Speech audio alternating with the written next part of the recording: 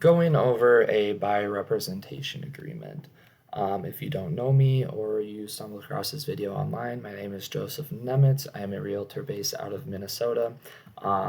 Today I'm just going to be going over a buyer representation agreement. This is in Minnesota form, so it's going to be different per state. But I just wanted to go over the Minnesota buyer broker representation form for any future clients that I have. I think video format's pretty nice because I can just send this out to you and it's pretty easy to go over. Hopefully keep this video under 10 minutes, should be pretty easy, so we shall get started.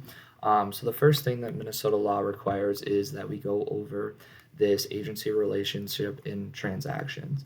Now, when you're signing this section of the contract, you'll see right here, this is a disclosure only, not a contract for representation.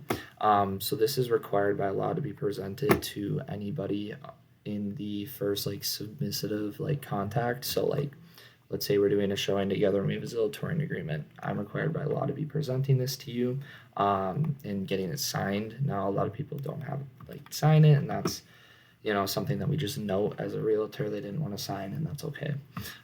But yeah, this is just the first. Minnesota law requires that early in a relationship, realtor, brokers, or salesers discuss the different types of representation. So that's just this whole section is just going to go over how we're required by law to go over this. This is going to be going over the buyer broker, our obligations under representation. This is going to talk about my fiduciary duties I owe my clients. This is also going to be talking about I have to disclose all material facts known about any property that we are going to be looking at, as well as the fact that I'm going to be advocating on you for your best interests. So that's going to be this part right here.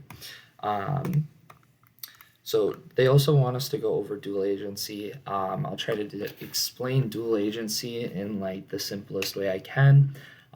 Let's say me, a real estate agent under the broker EXP, I'm representing, let's say you as a buyer, and let's say my mom, another real estate agent under the brokerage of EXP, is listing a home in Chanhassen, and we go see that home in Chanhassen, and you want to offer on that. Since me and my mom are both real estate agents under the broker EXP represents both you and the seller.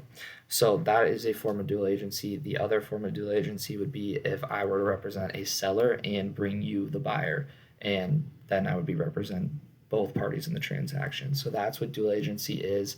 You can consent to that. You have actually, to make it more clear, you have to consent to that for it to be a possibility.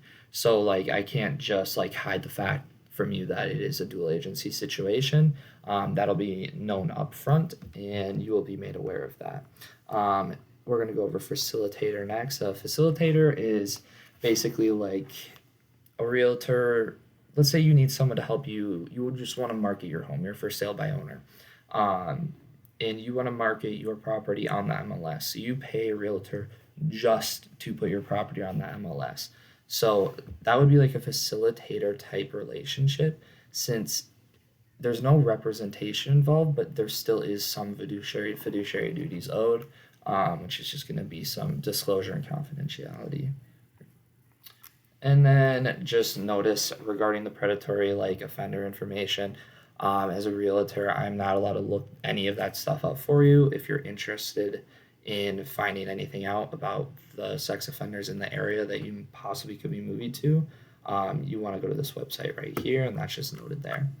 Now to get into the actual representation contract itself, the exclusive form, it's just going to define the date, how many pages, definition, buyer is, okay, John Doe, I just put John Doe. It's going to go over the broker I'm a part of, and then it's also going to go over the term of the contract. Okay, this contract terminates upon successful closing of a property or expiration or cancellation of this contract. So basically 3 ways that this contract becomes void. You close on a property, well then the contract, I fulfilled my end of the deal and you fulfilled your end of the deal. We successfully helped close on the property. The second is it's been 6 months, because that's how long the contracts I usually do are, and you just never ended up buying a home. This contract becomes void. And then the third would be a cancellation. we would have to mutually agree to terminate the contract, and then this contract would become void as well. See, and that's what line 10 says right here. This contract may only be canceled by written mutual agreement.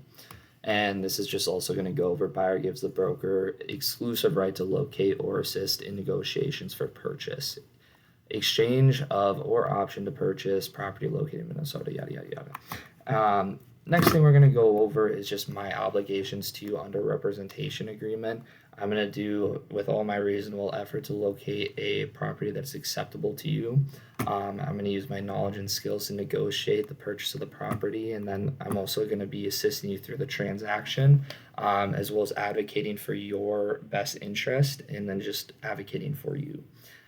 And then buyer obligations, buyers shall work exclusively with broker for the purchase of the property. Basically, that's what that means is once we have a representation agreement signed, you can't legally go work with another realtor.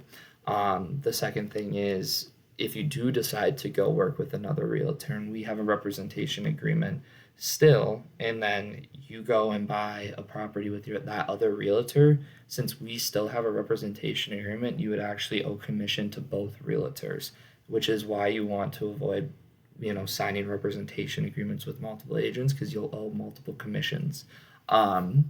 Next thing up, buyer's ability to purchase property if requested. Just going to kind of go over some communication things. Buyer shall cooperate with broker in finding a property to purchase. After a purchase agreement has been accepted by a seller, buyer is legally obligated to purchase the property. So just remember, when you're putting these offers in and you're signing these purchase agreements in the future, when you send that out to a seller, once that's signed, there are some, like, you have your home inspection period and you can cancel then, and there are some contingencies, like if financing falls through, that you can pull out, and then it's fine. But other than that, without those contingencies, if you cancel for no reason, it's you just can't really do that. Once you sign, you're pretty much obligated to purchase the property. If buyer refuses to close the purchase any reason other than the failure of seller to perform, subject to relevant contingencies, buyer shall pay broker all compensation due under this contract. So that's like the other thing. If once we're under contract, we get through the home inspection, appraisal's good, and literally, like, we're good to close, and then you decide to cancel. Under this contract, you are legally required to pay the commission out to me as the broker still, or real estate agent. Now would I have to go through hoops to get that? Yes. Will I do that? No. But just know, that is what this is in this contract. And I just want to make sure any of my clients are just aware of what is in this contract. The compensation for the purchase agreement, lease, rental, or management of real property shall be determined between each individual broker and the broker's client. So basically, we get to decide how much I get paid. Now, what I usually charge is 3%. The reason I put 3% here is because if I put anything less than that, and let's say we go and put a offer in, and this seller is very motivated and trying to sell their home, so they're having their listing agent call me as a realtor and telling me that they're offering a 3% commission. But let's say in our representation agreement, I only have it at 2.5. I can only accept a 2.5 commission. So as a buyer's agent, I'm always trying to negotiate my commission to have the seller pay for my commission. Historically, most sellers have paid buyer broker commissions, but the seller still has the right to not pay the buyer broker commission. And it's just the simplest way to say it is, if a seller isn't offering the buyer broker commission, isn't offering to pay it, and you can't pay it, then it's just the fact that house is just probably not a possibility for you to purchase. And 99% of the time, the seller is going to agree to pay the buyer broker commission. I haven't had any problems with it, and I haven't heard anybody in my office having issues with the seller paying the buyer broker commission. It's just another thing to negotiate in real estate. But that's basically just going all over this, except for this fact right here. So let's say after 6 months, our contract, it expires, and after that, I have 72 hours to come up with a list of properties that I have shown you and help you see. And I basically, within 120 days after the expiration of this contract, buyer purchases property with either broker or licensee representing buyer has shown or exhibited to buyer. So basically, what this is saying is if I've shown you the property and then our representation agreement expires, and then you wait for it to expire and then go purchase it, like by yourself or with another agent, you will still, for 6 months after our expiration, you would still owe me the compensation. So this is what this section is saying. Again, just want to make you aware of that. And then this section here is just going to give me the right to basically negotiate my commission in the purchase agreement and accept commission from the seller as well. And then it'll reduce any obligation for you to pay my compensation. Okay.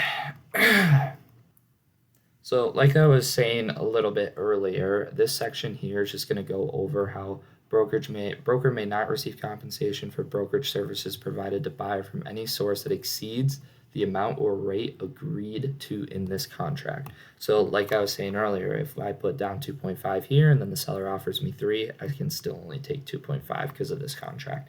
One thing I did forget to mention, this is what the contract says. If, let's say, the seller only offers a 2%.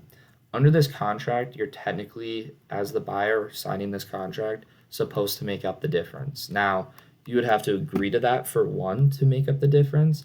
But second of all, if they're only offering 2%, I'm not going to come after you for the 1%. That's just how I operate as a realtor, and that's what I choose to do. Other realtors may have a different policy. Other realtors may make you make up the 1% difference and make you get their 3% commission. But I'm a realtor. I'm going to negotiate my compensation with the purchase agreement, and that's just what I believe in. And if there's a difference, but I will say I don't work for free. So if the seller is offering 0% buyer broker commission, it is going to be into your hands to pay my buyer broker commission. So I did just want to clarify that before moving on. This is just going to go over the general nature of type of real estate that I'm going to be help you locating.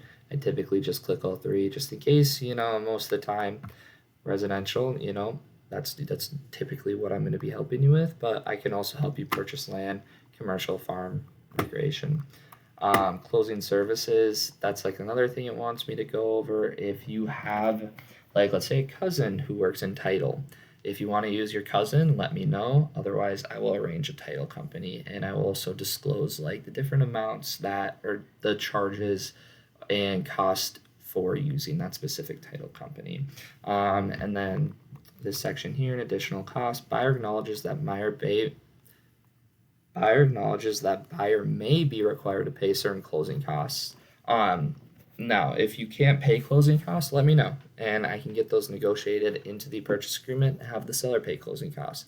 It might be a little harder to get a house under contract, but it's completely doable, and I've done it a couple of times. It's called FERPTA. As long as you're a United States citizen, this does not apply to you. If you're not a United States citizen and you're buying a house in the United States, just know there is a 20 or 30, you can buy the house and it's tax free. There's nothing, I don't think there's extra taxes. But when you sell, you have to pay a 20 or 30% tax if you're not a United States citizen. So if in the future I ever have a non-United States citizen as a client, that's a big one, 20, 30%. It's pretty crazy. And now I'm going to click that. This is going to go over that inspection as well. We recommend that you get a home inspection. If you have an inspector that you want to use, we can go ahead and do that. Otherwise, I can recommend multiple inspectors to use. So this section here is basically you either agreeing or not agreeing to dual agency. I would recommend that you do agree to dual agency just because EXP is a very big broker and there's probably a good 1,000 agents under EXP in Minnesota. That's my guess.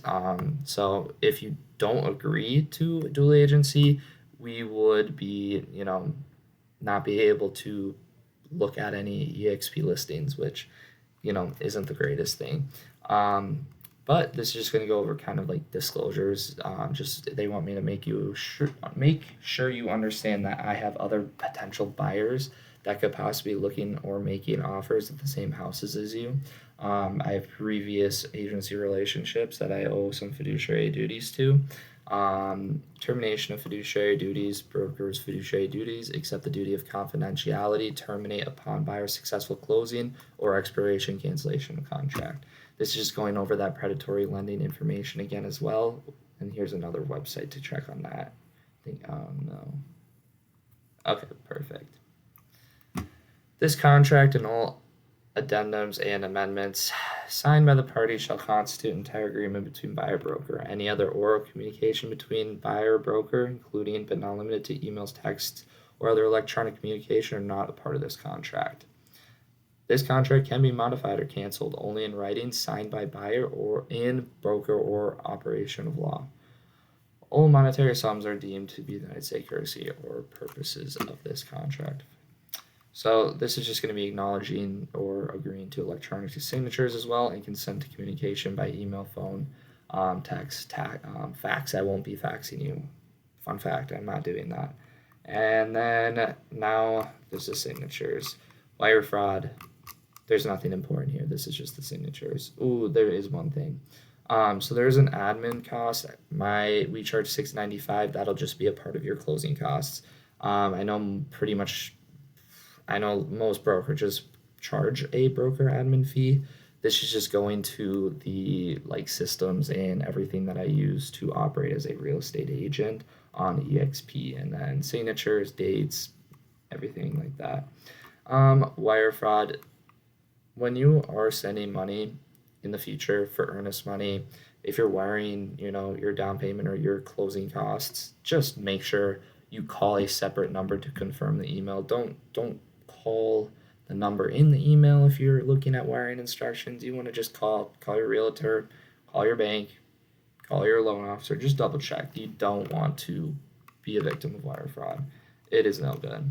And then this is just going to go over some affiliated businesses. So I just need to skip over. So this is Flex Title.